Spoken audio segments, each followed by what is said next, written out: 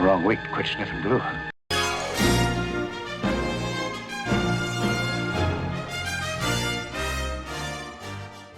Welcome back. It is the fourth week in October. Time to do another week of model work in here.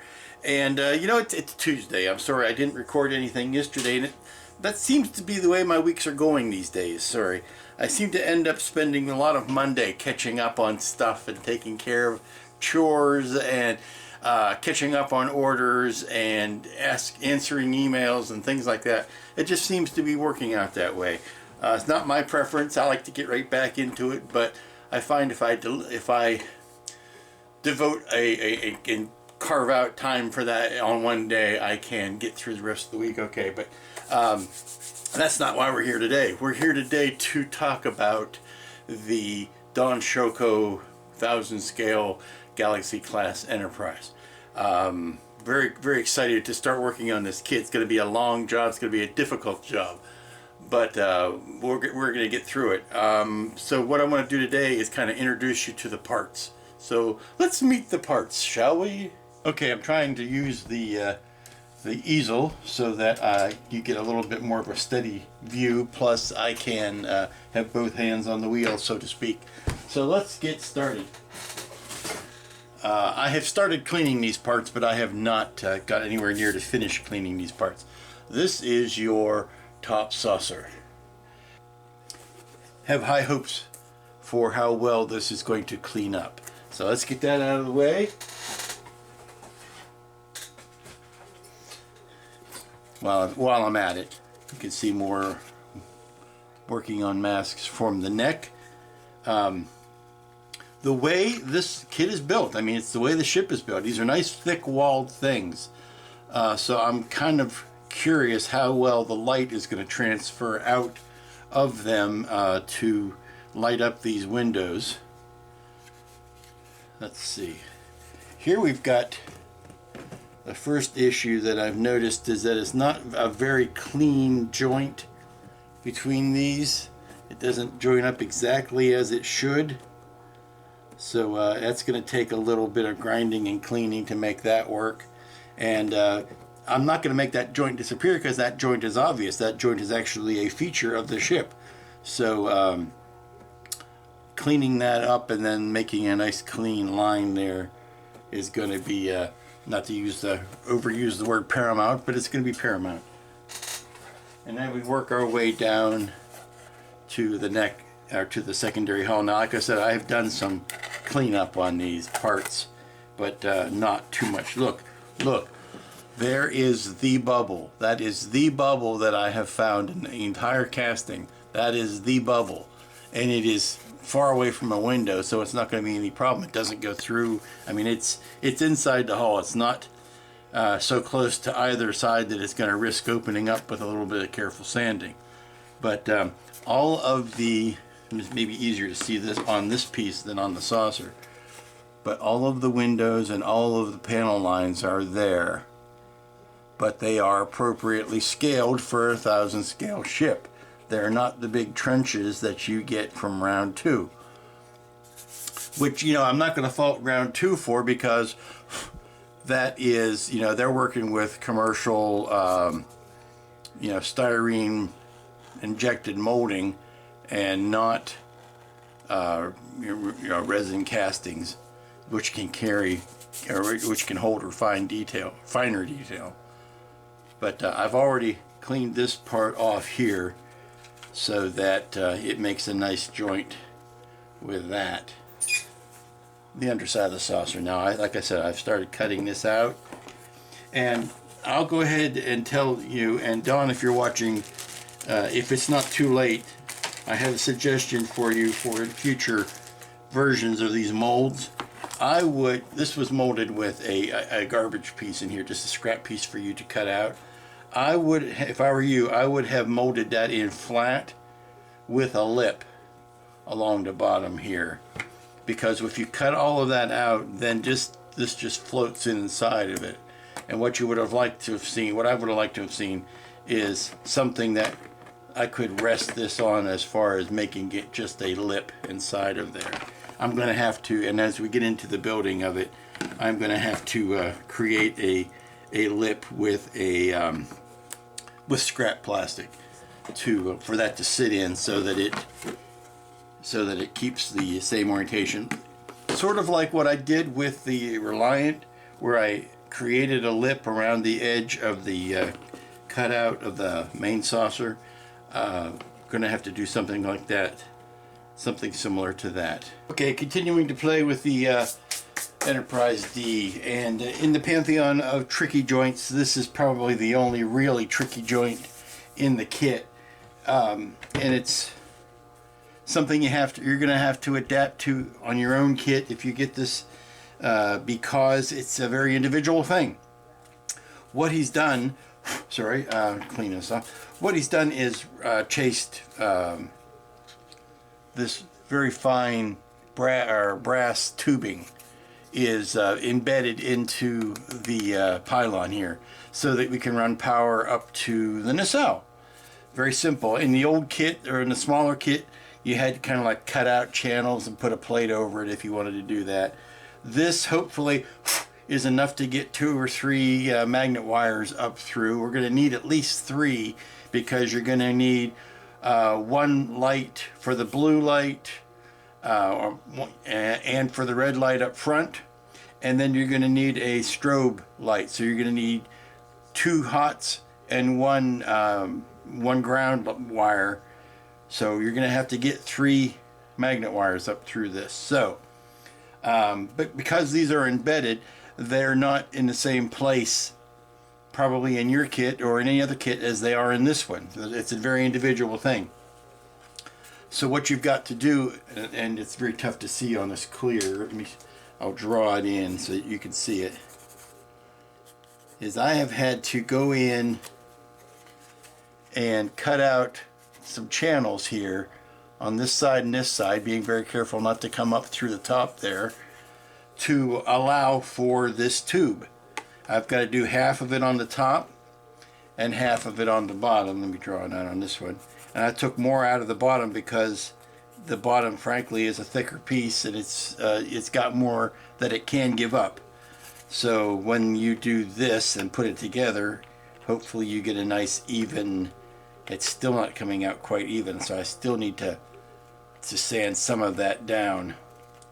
But the practical upshot of it is, when you put these 2 pieces together and you interlock that nice back, that you can slide.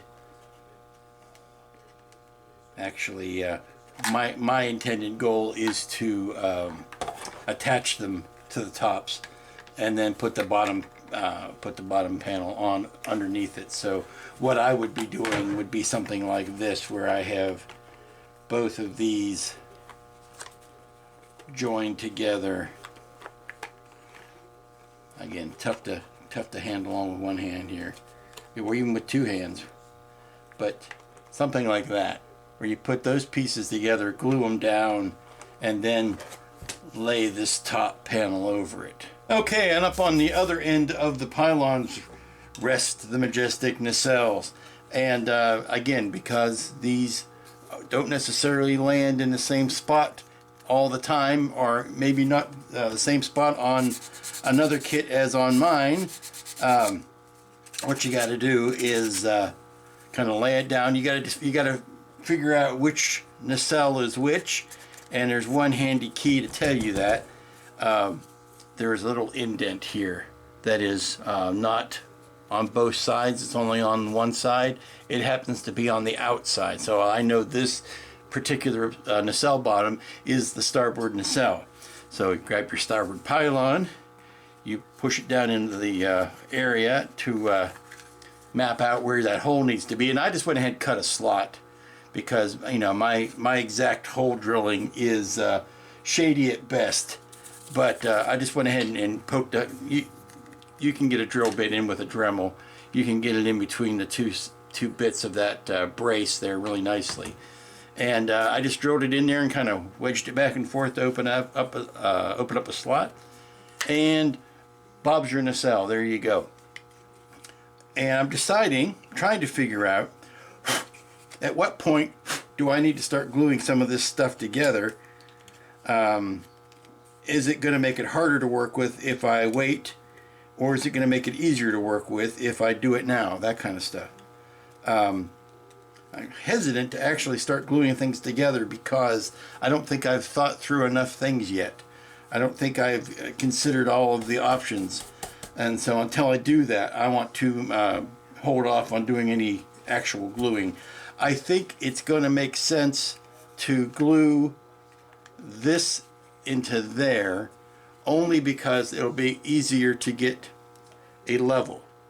See if I can do that in such a way as get the camera angle to make sure that this part here is square with this part. This part here is square with that part there, or parallel. So that's the important thing. So I may have to do a little bit of jimmying and bending and all kinds of stuff to get that to work. But if I can count on these two planes being parallel, this one here and this one here, then I can attach it to this and know that it is also parallel. So I think it's going to be easier to deal with it this way, and then I can just chunk wires down through there, do all of my light placing and stuff. Now these are very nicely cast nacelles. They are a little bit thick, if you ask me, and not that they're stupid, but they are thick. Not thick in the British sense, thick in the American sense that there's a lot of resin here, and that adds a goodly amount of weight. And to combat that, I don't want to add a lot of weight to it. I don't want to add a lot of paint to it to light block it. So I think what I'm going to do is very simply put a coat of the or a slip of the silver reflective tape here, and that's going to do my light blocking for me. Are you kidding me? Are you kidding me? I just noticed this in the light. Very carefully has been scribed L and R. I can't believe that. Yep, and there's L's and R's on the bottom. I did not notice that. See, that's what makes me think I haven't quite looked at this enough yet to start gluing it together. Until I have determined a lot of this stuff. So keeping the L's and the R's together, I will go ahead and rubber band them. But there you go. What do you know? Like I said, study the parts. Study the parts, idiot.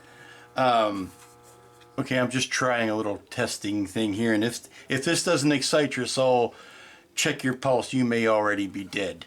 But this is just stuffing a roll or a line of the blue high density into the nacelle. Now I've taped with the silver tape the inside and the inside of the top and bottom, and you can see how good the light blocking has worked on that. But because of how thick the resin is, I can't block all the way out to the edge, so this is going to have to be accomplished with tape or paint from the outside.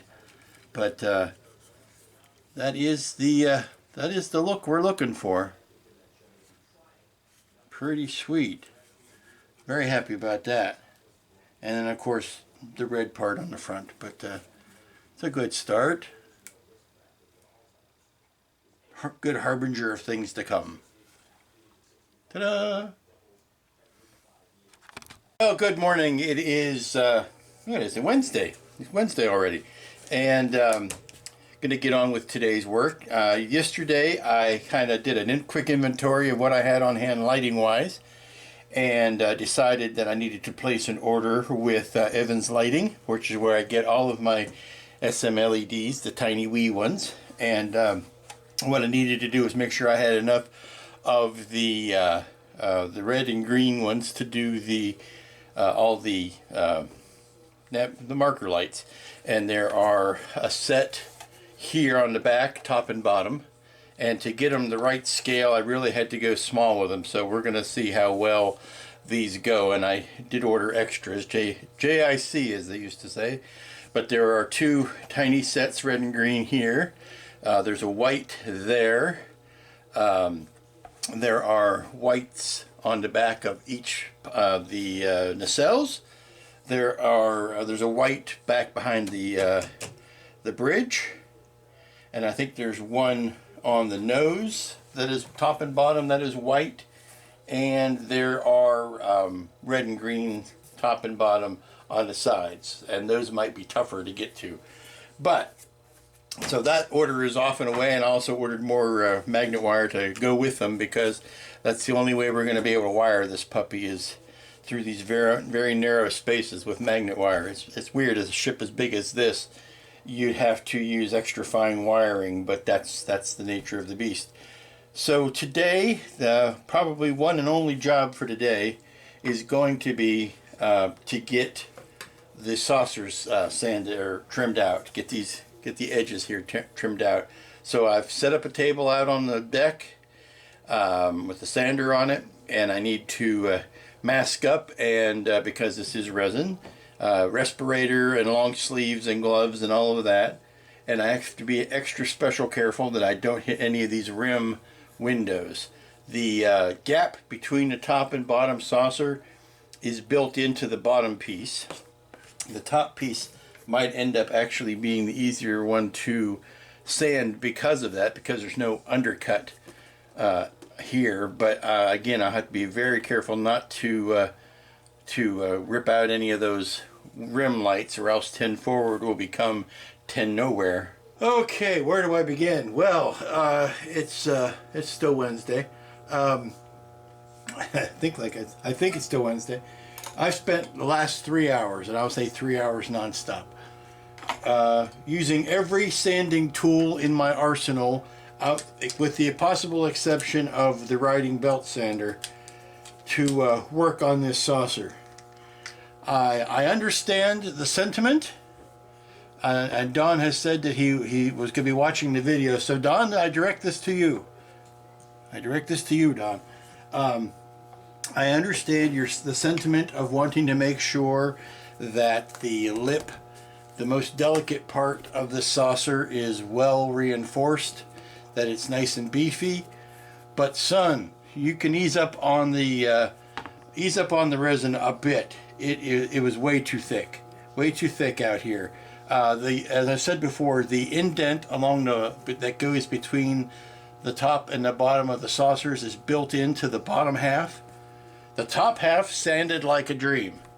It's got this nice delicate edge out here. I was able to sand it down, and I didn't lose any of the windows. Everything is both hunky and dory. Everything looks good on this side. There's a couple little bits I could still stand to trim down, but not a problem. The bottom half is where everything was way too thick.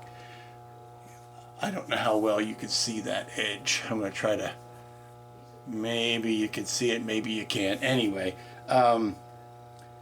there is the lip that runs around the bottom here, and then you have the center, which is it's the center of the saucer. And then you have these 4 stations here where the thrusters go, A, B, C, and D. Those come all the way up to the full edge of the saucer, so that gives you a nice edge of where the outside should be. But man, like I said, everything shy of the riding belt sander to sand this part down, so that when this sat on top of it, it made a nice subtle saucer shape. And I think I've got it. I think I've got it nailed down. What this says about lighting, the possibility of lighting this thing, I don't know what that says, because you're not going to be able to get strip lighting out all the way out to here. Let me see. I'm going to try and experiment, and let me set something up, and then I'll be right back. Okay, you can see the light through this. Again, the camera makes it a little bit more obvious than it is. It's going to take a lot to get to all of these windows. I'm I'm curious how well the light will transfer all the way out to the edges here. But there is not a lot of room.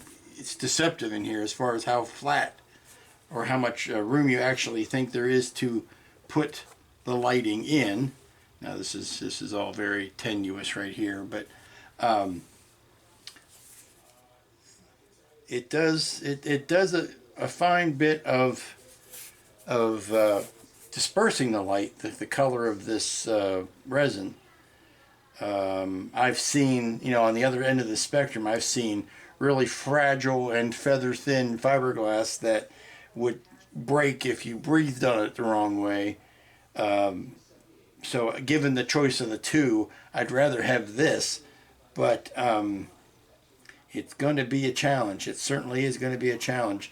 I don't think we need to worry too much about light blocking the inside because we're going to need the light to come through this. It's going to be a question of putting the strips down in such a way that they shine up through the top, but they don't cover up all of the lights in the bottom. Now, luckily, it looks like there are no windows along this portion. Yeah, that's where all the lifeboats are. There are no windows on this portion, so we could use that to shine up. And we can kind of use where the phaser strip is on this piece to shine down. So it might work. It'll certainly be an interesting test case, that's for sure. Good morning and welcome back. It is Thursday today, and now is when the hard work starts. I am starting preliminary work on making the Aztek templates, and I've got a couple really great resources that I will get to a little bit later on. But the first thing, now that the saucer has been sanded to within an inch of its life, it's time to start mapping out the hull sections. I know I really should do the windows first, but I'm going to be sticking tape down here, and while I do that, every time I stick tape down here, I'm going to pulling it back up, and that's just going to rip window masks out. So let me get the hull sections done up first, and then I can go in and put the window masks down. But it's as simple as this. Don't want to add too much mystery to your life, but basically I am putting tape down, and this is just as a sample, putting tape down and then drawing off the sections. This is where it's very handy to have a light table, because I can see the hull section lines through here, and I just trace them off. It's as simple as that.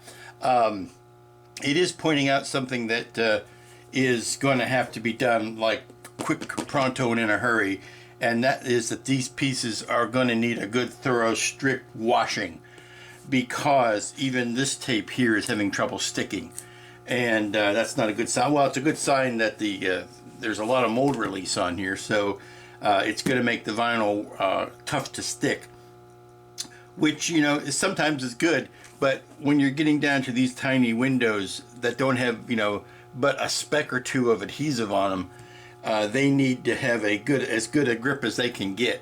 So I need to go over this lightly.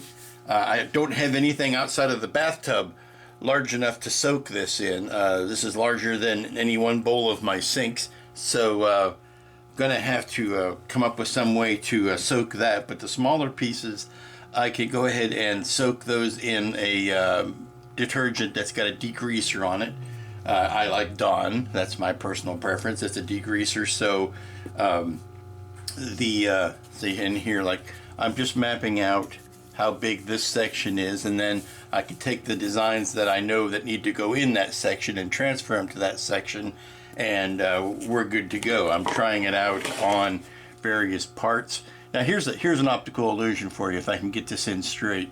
You see how all of these lines look straight across, but as soon as I turn it this way, you can see that not only do they fan out, but they get really distorted right in here. Well, that's in an effort to capture the straight line when it goes this way. So that's part of the dimensionality of it, and part of the reason why this thing has always bumfuzzled me when it came to doing the smaller version of this kit. because it just has too many compound angles. I can take angles that go all one way or curves that go all one way, but when they go this way and this way, it really makes it tough to put tape down and get a good measurement. But you can see, like here, I am mapping out the sections, and I will do these in smaller pieces, and then I will photographically or use the computer to combine these scans together to get a map of this whole side that I can transfer the designs to. And then when you cut them out in vinyl, any one piece of this, like any one piece that goes in this section here, is only going to have one real dimensional curve to it, which is top to bottom. There isn't any one piece in here that curves in all directions at the same time. So that's why bigger is better in this case. Well, congratulations! I just did my first bit of construction on this kit. I cleaned off the shuttle bay doors, and I pushed them in place, the shuttle bay 2 and 3, because I am never going to try to open this up and make a shuttle. So I'm going to might as well go ahead and put the doors in now. And I pushed them in as far as they would go. And now you can question whether or not that they should have been out and flush. I like them pushed in. Plus it gives you that little deck that you need to put the decals on. Plus, if you look at it from here, they are straight across, which makes sense. They wouldn't be out at angles, they would be straight across. So yes, those are done. Yay, I've done construction. I feel like I've achieved something.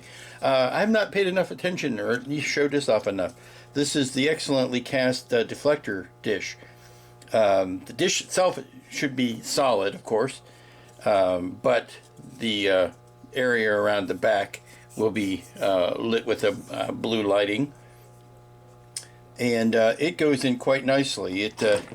I mean, all of the parts on this are very well keyed and to go into each other, so the construction on it is tight as a drum as far as not being, not having any gaps and being beautiful. I mean, look at that.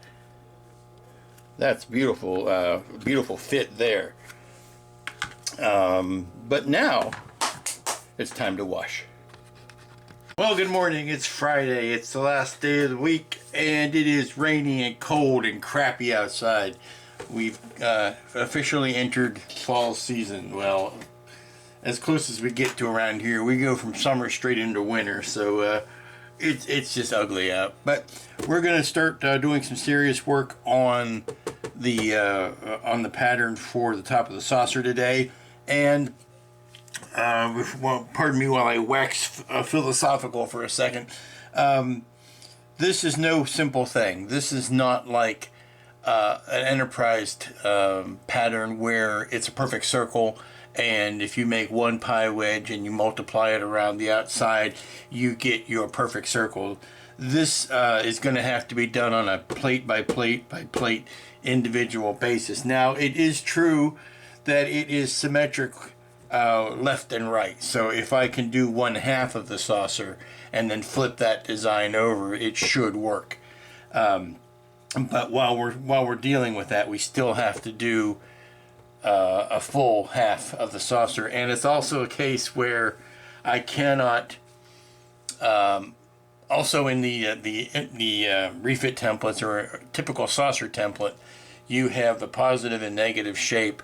That if I use the positive here, then the negative one goes right next to that. That ain't gonna happen on this either, because you cannot, while it is a mirror image, it is not symmetric, and you cannot, you can't use them. I mean, the positive piece here will not work, the negative piece will not work over there. It's just not gonna, so it's gonna require more vinyl in the end. It's going to be more expensive, sorry about that, in the end, because I have to use more material. And there are 4 colors.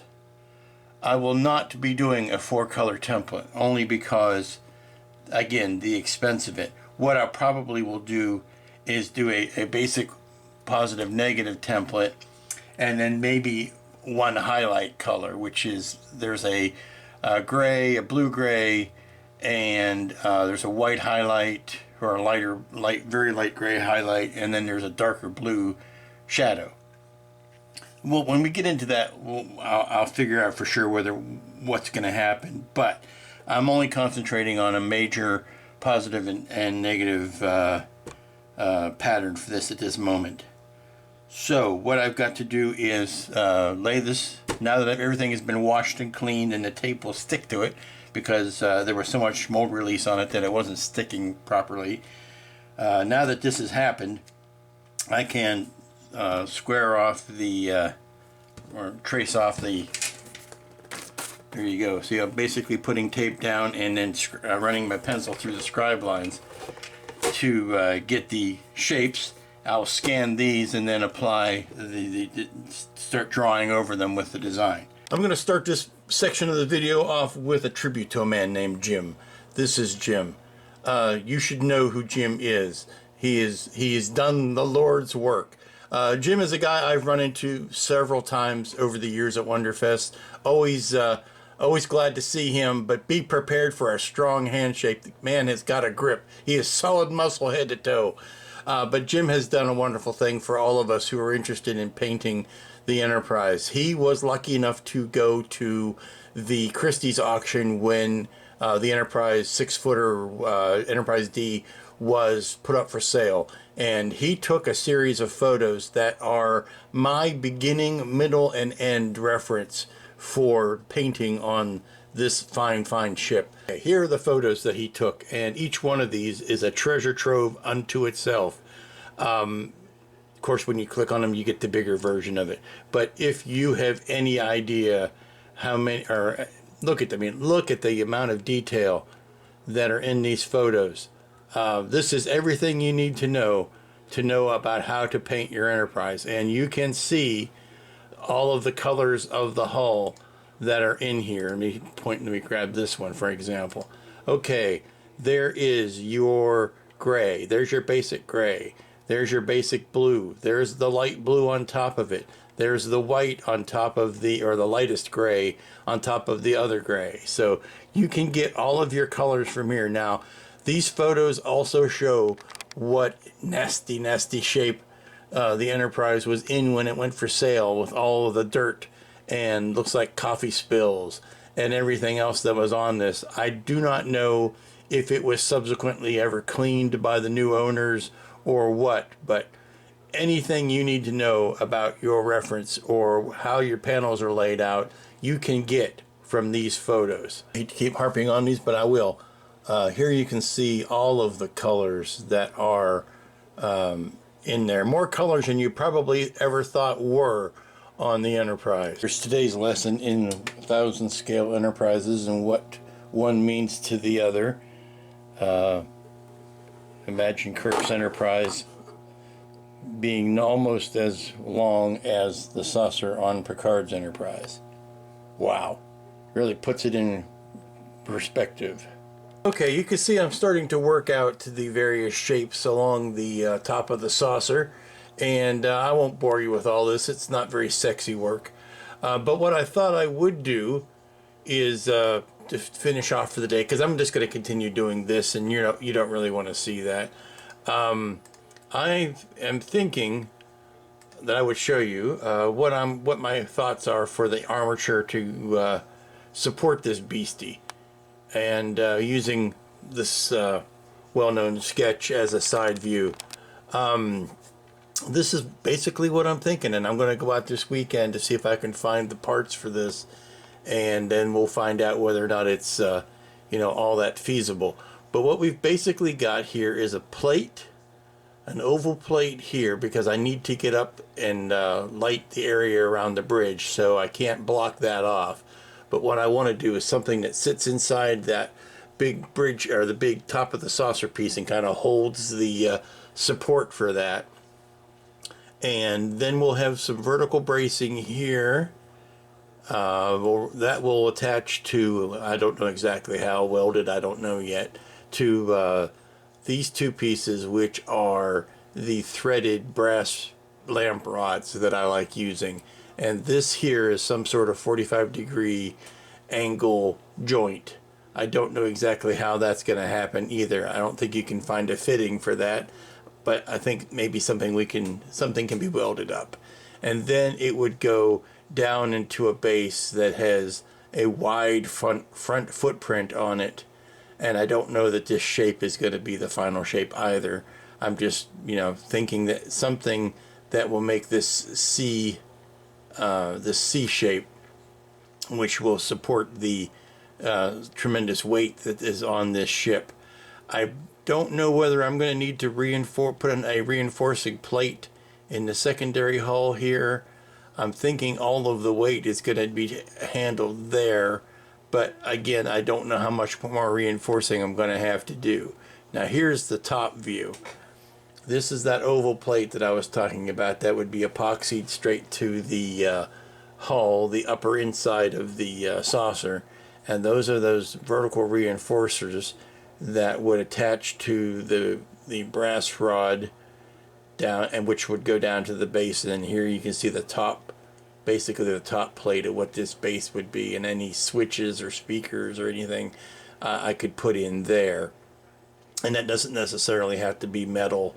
I'm thinking the sides would be metal, but maybe the top would be a plastic or a piece of wood or something that would be easier to work with, certainly, than working with a lot of metal. But this is my basic design.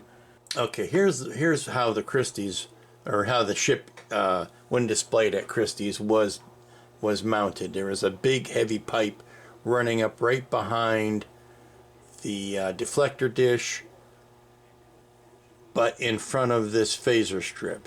There's like a little fantail detail on the model right under there, and that's nice.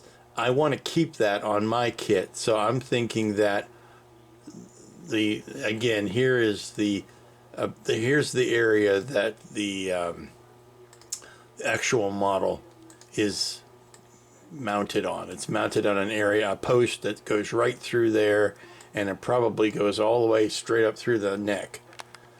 What I want to do is actually mount mine behind that phaser strip so that I can keep that decorative fantail stuff in, plus it will give me more area behind the deflector dish to run my lighting.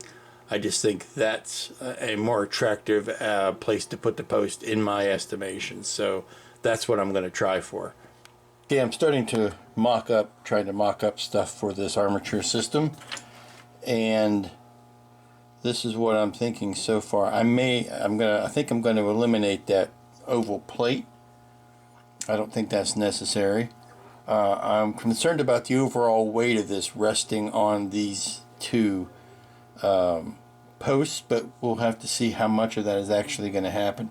What I think I'm going to do now is take these two guys, and by gluing a flat plate over the back of them, that will give me an area that I can put the lighting that's going to shine out and through for the bridge. I still need to drill a hole for the light that goes to the strobe that's going to strobe behind the bridge, but I can take care of that. But what I'm thinking is if I make a reinforced gusset here, then I can attach a rod through there, finding an angle for that to go on, to go down the neck. Okay, I'm having another thought, and I'm dragging you with me. Looking at this with the bottom, making sure there's enough room in there, it strikes me that there's a natural place to make for lack of a better term, there's a natural place to make a support structure, and that is where the phaser strip is. Okay, not to sound too wishy-washy, but I've got yet another idea, and this is something that I have seen in the DeBoer's refit does this, and I think it's smart, and I'm wondering if I couldn't do something similar.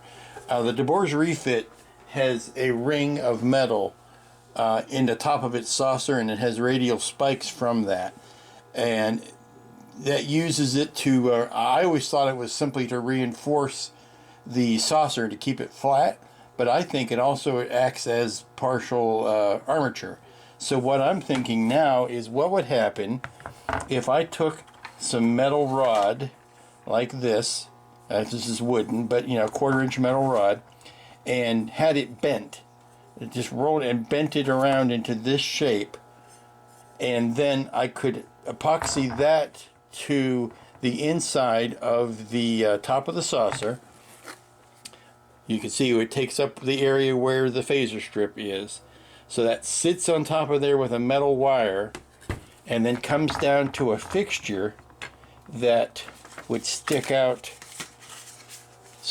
like this where the neck is, and it would bolt to that neck, and then I could set that angle with the angle that it needs to attach to the first threaded rod. It not only would be more simple, it would give me my structural integrity. It would also be not in an area where I have to worry about any lighting showing up. It displaces the weight so that it takes up all of that weight, and it would give me some measure of adjustment, and it would not take up a lot of room. And I think that may be the best of all solutions. It doesn't take a lot of material, doesn't add a lot of weight.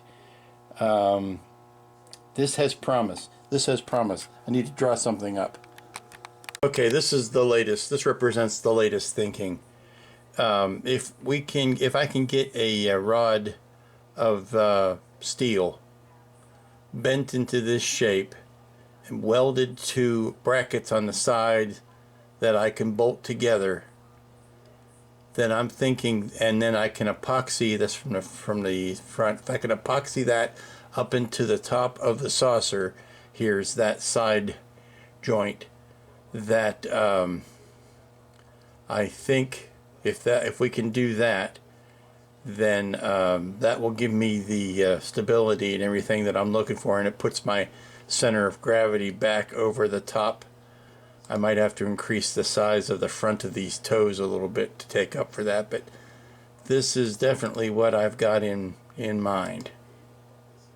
So yeah, I just need to bump this all up to center it a little bit better. There we go, something like that. And that's going to bring an end to first week of major work on the Galaxy class Enterprise. Now, I'll be the first to tell you, it was not a sexy week. It was not a week of a lot of, you know, flashy things to show, which is, you know, why I tried to show what some probable lighting will look like. Because this is the kind of stuff you got to do. You got to do this stuff before you can get to the other stuff. And that's just the way it is. Sorry about that, folks. So, till next week, when hopefully we can have a little bit something flashier to show. You all be good to each other, and we'll see you here next time.